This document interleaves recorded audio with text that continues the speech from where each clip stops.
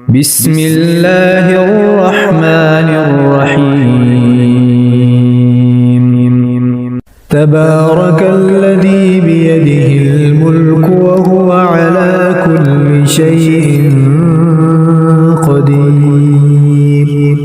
الذي خلق الموت والحياة ليبلوكم أيكم أحسن عملا وهو العزيز الغفور الذي خلق 7 سماوات طباقا ما ترى في خلق الرحمن من تفاوت فارجع البصر هل ترى من فطور ثم ارجع البصر كرتين ينقلب إليك البصر خاسئا وهو حسير ولقد زينا السماء الدنيا بمصابيح وجعلناها رجوما للشياطين وأعتدنا لهم عذاب السعير وللذين كفروا بربهم عذاب جهنم وبئس المصير إذا ألقوا فيها سمعوا لها شهيقا وهي تفور تكاد تميز من الغيظ كلما ألقي فيها فوج سألهم خزنتها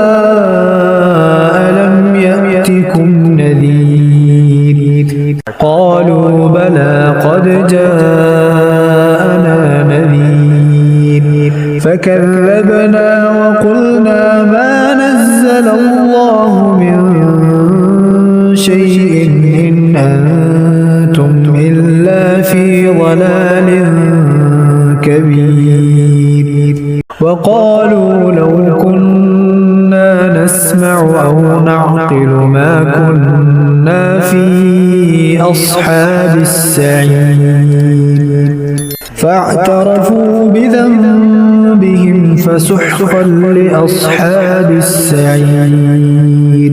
إن الذين يخشون ربهم بالغيب لهم مغفرة وأجر كبير وأسروا قولكم أو اجهروا به إنه عليم بذات الصدور ألا يعلم من خلق وهو اللطيف الخبير هو الذي جعل لكم الأرض ذلولا فامشوا في مناكبها وكلوا من رزقه وإليه النشور أأمنتم من في السماء أن يخسف بكم الأرض فإذا هي تمور أم أمنتم من في السماء أن يرسل عليكم حاصبا فستعلمون كيف نذير ولقد كذب الذين من قبلهم فكيف كان نكير أولم يروا إلى الطير فوقهم صافات ويقبضن ما يمسكهن إلا الرحمن إنه بكل شيء بصير أمن هذا الذي هو جند لكم ينصركم من دون الرحمن إن الكافرون إلا في غرور أمن هذا الذي يرزقكم إن أمسك رزقه بل لجوا في عتو ونفور أفمن يمشي مكبا على وجهه أهدى أمن يمشي سويا على صراط مستقيم قل هو الذي أنشأكم وجعل لكم السمع والأبصار والأفئدة قليلا ما تشكرون قل هو الذي ذرأكم في الأرض وإليه تحشرون ويقولون متى هذا الوعد إن كنتم صادقين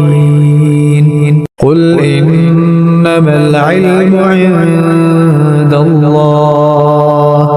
وإنما أنا نذير مبين فلما رأوه زلفة سيئت وجوه الذين كفروا وقيل هذا الذي كنتم